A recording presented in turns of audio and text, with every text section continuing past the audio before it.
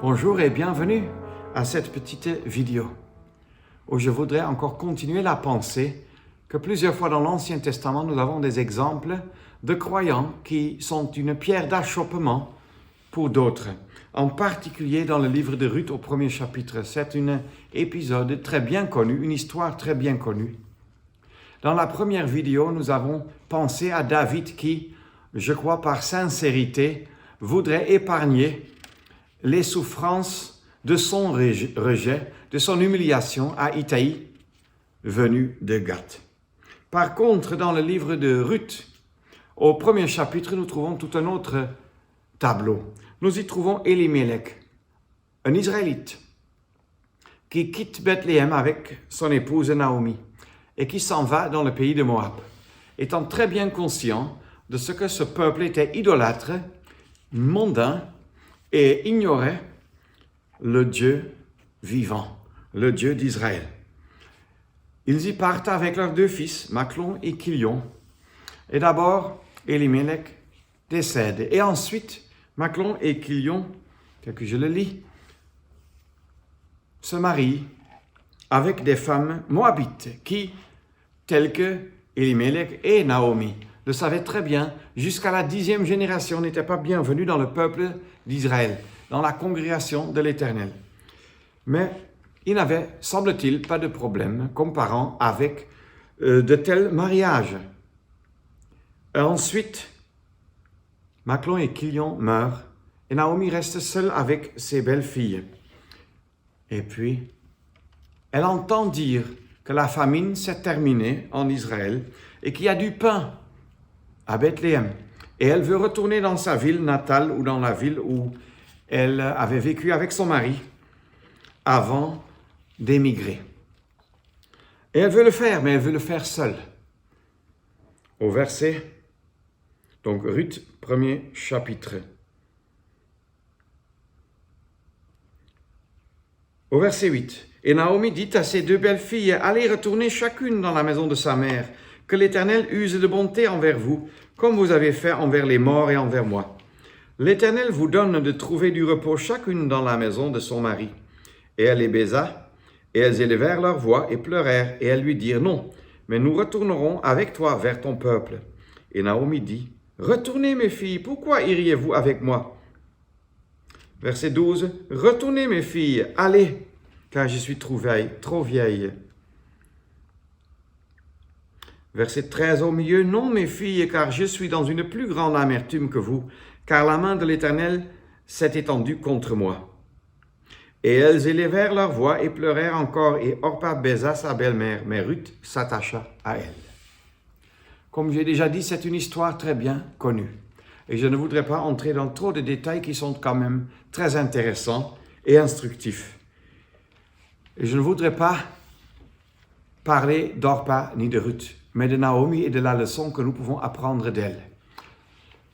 Comment est-ce possible qu'elle, comme femme juive, qui connaissait le Dieu d'Israël, qui connaissait le peuple d'Israël, qui connaissait la ville de Bethléem, la maison du pain, telle est la signification de Bethléem, comment se fait-il que cette femme âgée, cette croyante âgée, puisse activement et de façon répétée encourager ses belles-filles à retourner vers leur peuple et donc vers leur langue, vers leur culture et vers leur religion, c'est-à-dire directement retourner dans l'idolâtrie.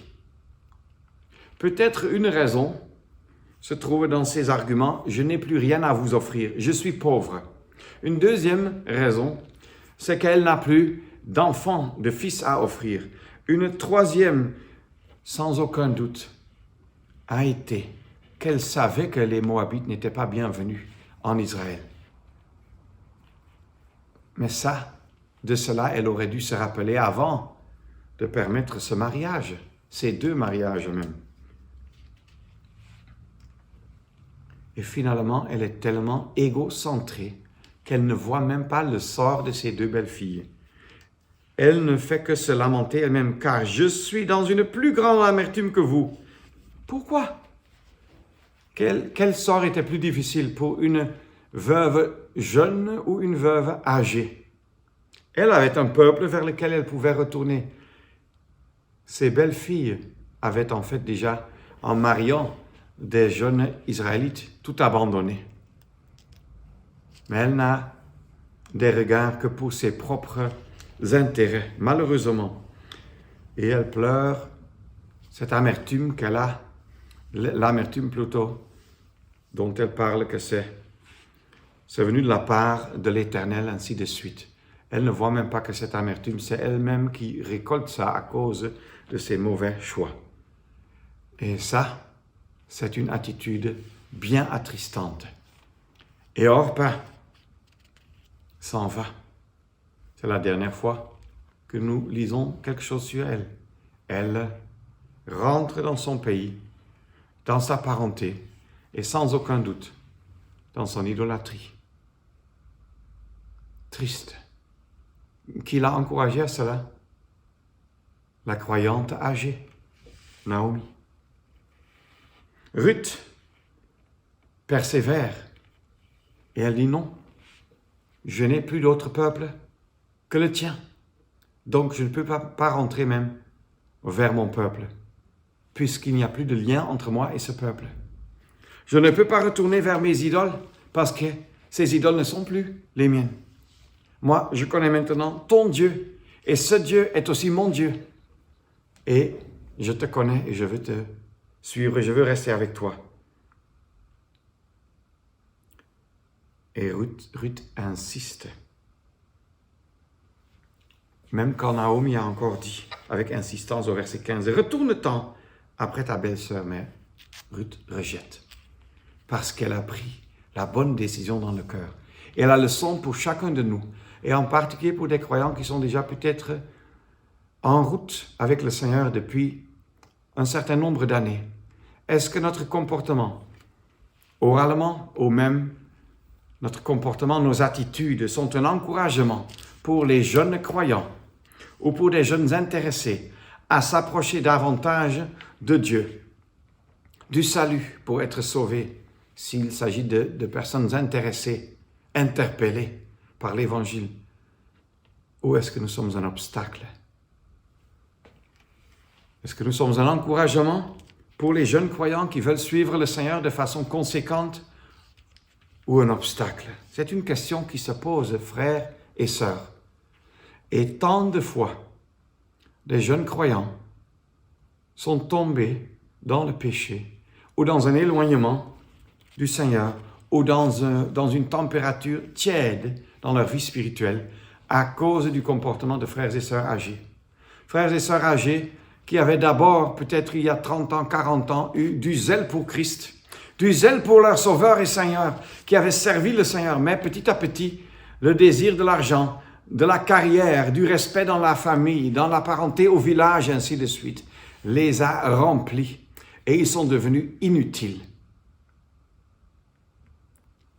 Inutilisables, peux-je dire même, entre les mains du Maître, et deviennent un handicap dans l'assemblée ou dans leur entourage. Cela existe, et non seulement au Cameroun et au Tchad, bien sûr. Mais la question se pose, est-ce que vous, toi et moi, comme croyants, est-ce que nous voulons être une aide ou bien une entrave? Sans aucun doute, au moins dans ce premier chapitre, Naomi a été une réelle entrave pour Orpa et a fait presque tout, dirait-on, pour en être une aussi pour Ruth. Le fait que Ruth, à la fin, devienne la mère d'un fils qui est compté comme étant un fils à Naomi, un petit-fils à Naomi. C'est une grâce particulière de la part de Dieu, malgré l'attitude de Naomi. Mais la question se pose à mon cœur, peut-être aussi au vôtre. Est-ce que je veux être une aide ou une entrave? Combien de jeunes croyants, juste convertis, juste sauvés, se sont détournés radicalement des choses des ténèbres, radicalement séparés de l'alcool, des drogues, de la musique mondaine, de la mauvaise compagnie, ainsi de suite, et sont ensuite retombés là-dedans à cause du mauvais exemple de croyants, tel Naomi, devenue tiède, égocentrée, se plaignant, et où on remarque l'absence de la gloire du Seigneur dans la vie, de l'amour pour le Seigneur dans la vie. Puissions-nous être différents de Naomi et être de réelles aides pour ces jeunes croyants qui nous entourent. Le Seigneur veuille nous donner la grâce d'ainsi nous soutenir mutuellement sur le chemin de la foi jusqu'à ce que nous puissions arriver à la destination finale dont je voudrais parler dans une petite troisième vidéo suivante.